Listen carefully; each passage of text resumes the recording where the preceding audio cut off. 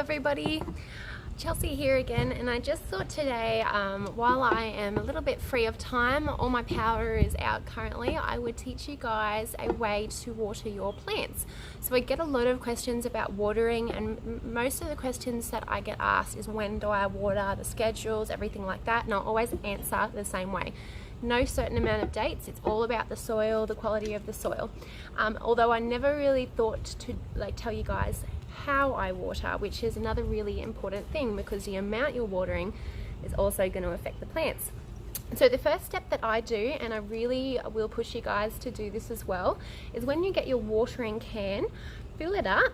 And then what I'd like you to do is, instead of immediately watering your plants, I want you to pop it in a patio, even inside somewhere outside that's just shaded so it won't heat up the can.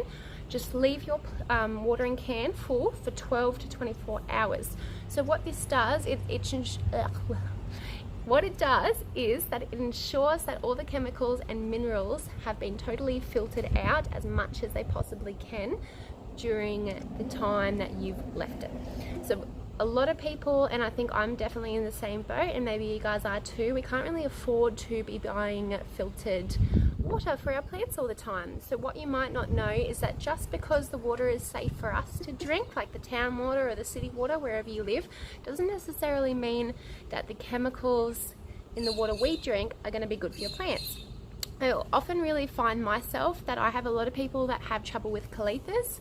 The callethas as well can get chemical burn because they're sort of that softer foliage. A lot of plants will be able to, but I feel like they're a little bit more susceptible to it. So yeah, that's the first step. So I've got my watering can, I filled it up last night. It's been at least 12 hours, probably a little bit more.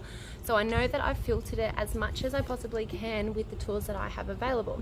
So the next step that I want to show you guys that's really important as well is having something to water your plants in that sort of suspends it in the air.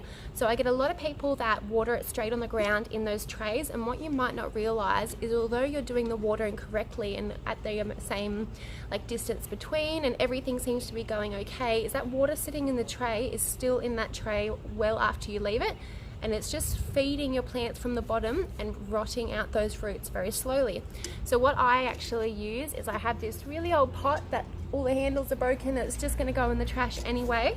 I actually get my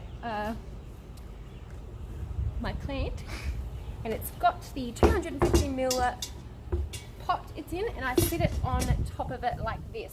So there's about that much space between the actual surface and the bottom of the pot, so then it's got all that room to drain, and that's really important. So just please make sure that if you're watering, even if it's on the ground, it doesn't really matter as long as it's not sitting in something that's going to sit and feed it from the bottom constantly long after you're gone. So give you a look at this guy, and this is our 250ml Nevada fern. We still have one available here in cans, but if you see, it's got this pot on the bottom, so then that way when I water it, it's not sitting in that bottom tray, and I've taken that little bottom tray off it as well, so it'll drain really, really freely. So I'm just about to start my watering. And one more thing that I will tell you that I think is really, really important. Obviously it's going to happen in nature, and every time that you water your plant, I really want you guys to think about, maybe even back to grade school, how when you learn about the jungle and the rainforest, how the water works.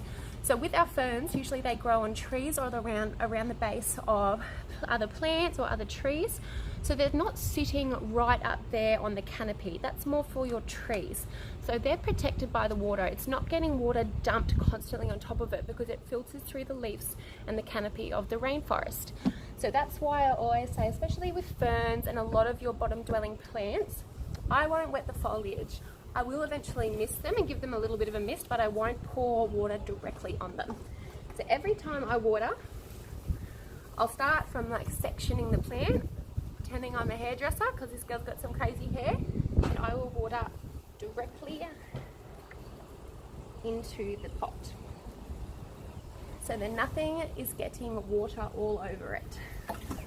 And then I'll spin it, and if you could tell by the amount of time I was holding it up for, I put a fair amount of water in there. So don't be worried about not putting enough water in it. That's gonna hurt your plants more. If you just quickly go in the middle, it's not going to get any water and those roots aren't going to be moist at all. And it's really, really important that the whole surface of your plant is watered. So I'll keep spinning this one right around, and I can actually hear it trickling, which is a really, really good sign. Another thing that I really find that helps is when you get these watering cans, like so mine probably cost me $5, and once you have a watering can you'll probably have it for a long, long time, is you can get the ones with the spouts if you wanted to spend the extra money, or the ones with the little holes in the middle of them. You can actually take these off and buy them for $2 at like your local hardware store, and rather than having the full spouts, this just sort of makes it a little bit easier so that water is just not dumping on it. It's a little bit, it just sort of filters it a little bit more. So yeah, I'm going to keep giving this guy water and go over a little bit more at this side. And I'm not sure if you can see it or hear it, but when I lift this up, you can sort of see the water all pulling up in it. I'll take it like this so you can see. So it's really, really coming through the bottom of that pot with all our drainage holes. And again, I'll say it again, but I'm not going to say it one more time. Drainage holes. No matter what you do, just make sure you have them. I know a lot of people say, oh, my plant's fine, my succulents are fine, and that's all good. But do you want that succulent for a few months, or do you want to have it for a very long time? That's a difference. All plants, when you take them home from the nursery or the hardware store or anything like that, they're going to look really great for a few weeks because they've been raised by people whose full-time job is specifically to make sure that those plants look beautiful.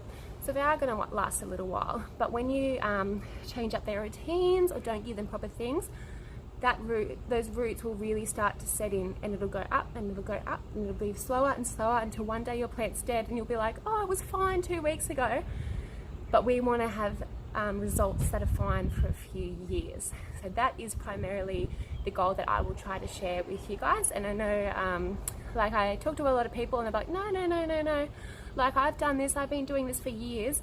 But just remember, the goal is for the plant that you purchase of us to live its full lifespan, not for it, no secret little, how do you explain it? No, like there's no like tips and tricks that it'll be okay in 2 weeks. It's like, let's just get this done and let's get you keeping that plant forever if you can. Obviously not forever because some plants don't live forever, but as long as you possibly can. So that's why I say that it's all about that long-term management with me. So I hope you guys can appreciate that as well. So now that this plant's water, I'm going to leave it just under cover somewhere so it's not in any direct sun. I'm going to leave it in that pot so it has that time to drain. So I'm not popping it outside back in the pot for it to fill back up. So it's really, really going to drain out that way. So I hope that sort of explains to you what I mean by thoroughly wetting your plants. I've used about half a can of water, and a lot of people say, oh, like just like a cup or like, you know, like a little spray. No, when you are drying out your plants, and this girl in particular, she wasn't totally dried out, but she was on the verge because she's a fern. I still need a teeny bit of moisture in her. She still looked bright and green and happy. The soil was drying and then we did it. So that's one of those things that it is down to the particular plant itself, but I have covered the whole surface area. It's been evenly watered through the whole circumference of the plant, and I've used enough, and I'm pretty positive that she's had a good drink, she's had a good drain, and then I'll pop her away again. But yeah, I hope that helped, and I hope that helped answer some questions for you guys. Awesome. See you later.